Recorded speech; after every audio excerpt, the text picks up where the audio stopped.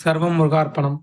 Bharani astral tips சேனலுக்கு உங்களை அன்போடு வரவேற்கிறேன். இன்னைக்கு தான் நம்ம சேனலுக்கு புதுசாக வந்திருக்கீங்கன்னா மறக்காம சப்ஸ்கிரைப் பண்ணிக்கிடுங்க.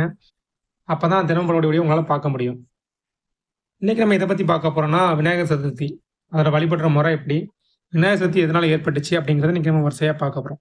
வீடியோக்குள்ள போறதுக்கு முன்னாடி உங்களுக்கு வீடியோ ரொம்ப பிடிச்சிருந்துச்சுன்னா மறக்காம லைக் பண்ணி முடிஞ்சா ஷேர் பண்ணிடுங்க. சரி, வாங்க இன்னைக்கு வீடியோக்குள்ள போகலாம்.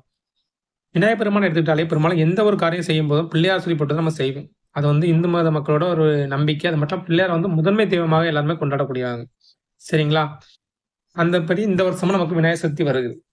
இந்த விநாயகர் சதுர்த்தி நம்ம எப்படி கொண்டாடலாம் அப்படின்னு பார்த்தோம்னா, விநாயகர் சதுர்த்தி பூஜை வந்து மாலையில செய்யறது தான் ரொம்ப சிறப்பு. காலையில விட மாலையில தான் எப்பவுமே விநாயகரை வழிபடணும். இதை நம்ம லட்சுமிக்கும் இப்படி தான் சொல்றப்ப, மாலையில வழிபடுறது தான் ஒரு கடையாக இருந்தாலும் எங்க இருந்தாலும் நீங்க சாயங்காலம் விநாயகரையோ லட்சுமியோ கும்பிடுறது தான் அந்த இடத்துக்கு ரொம்ப நல்லது. மாலையில விநாயகரை வழிபட்ட பிறகு சந்திர தரிசனம் செஞ்சதுக்கு அப்புறம் தான் விரதத்தை முடிக்கணும். சரிங்களா? நீங்க வந்து இப்போ பிள்ளையாருக்கு விரதம் இருக்கீங்கன்னா, சந்திரன் வந்து நீங்க மாலையில